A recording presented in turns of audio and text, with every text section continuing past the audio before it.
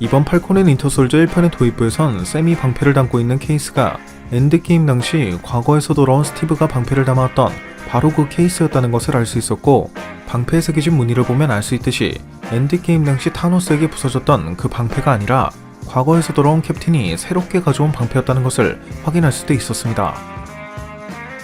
그리고 이번 에피소드에선 토레스 중위의 비중이 꽤 높다는 것을 느낄 수 있었는데요. 본래 원작 코믹스에 등장하는 토레스는 매와 융합하는 인체 실험에 의해 몸에서 깃털이 돋아나는 능력을 얻게 되어 팔콘이 캡틴이 되었을 당시엔 본인이 직접 제2대 팔콘으로 활동했던 적도 있었는데, 사실 토레스가 이러한 능력을 얻게 된 것은 그가 원해서였기 때문이 아니라 파워브로커라고 불리는 단체의 닥터 말러스라는 자가 그를 납치해 강제로 인체 실험을 강행했기 때문이었죠.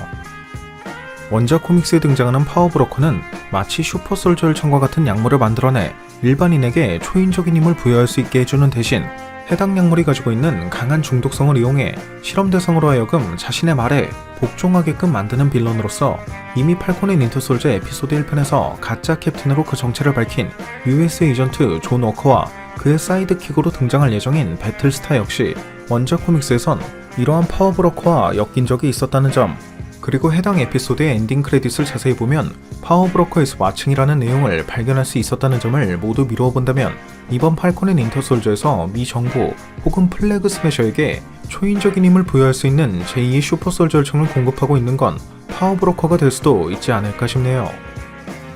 게다가 파워브로커는 원작 코믹스에선 레드스컬과 파트너 관계라는 점까지 고려해본다면, 파워브로커가 이러한 기술력을 가질 수 있었던 이유도 앞선 영상에서 언급했던 것처럼 하이드라의 잔당이 남긴 기술력을 이용하고 있기 때문으로 예상해볼 수 있을 것 같기도 하고요.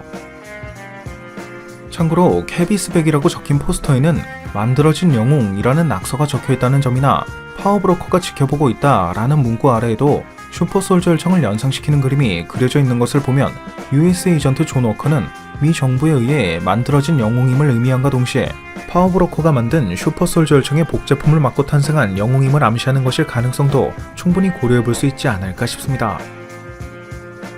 물론 완다비전 역시 에피소드 1, 2편까지만 해도 원더맨이나 그림 리퍼에 대한 이스터에그가 발견되어 이에 대한 이야기가 등장할 것으로 예상되기도 했었지만, 모든 에피소드가 끝날 때까지 이에 대한 언급이 1도 등장하지 않았던 것을 보면 이러한 파워브로커에 대한 이스터에그도 단순히 슈퍼솔저 열청의 복제품이 등장할 것이라는 등의 방향성을 제시하는 것일 뿐, 실제 파워브로커는 아예 등장하지 않을 가능성도 완전히 배제할 수는 없을 것 같기는 하지만 말이죠. 오늘 준비한 영상은 여기까지였습니다. 오늘 준비한 영상도 재밌게 보셨다면 구독과 좋아요 그리고 알람 설정 한 번씩 눌러주시면 대단히 감사하겠습니다. 그럼 지금까지 올루원이었습니다.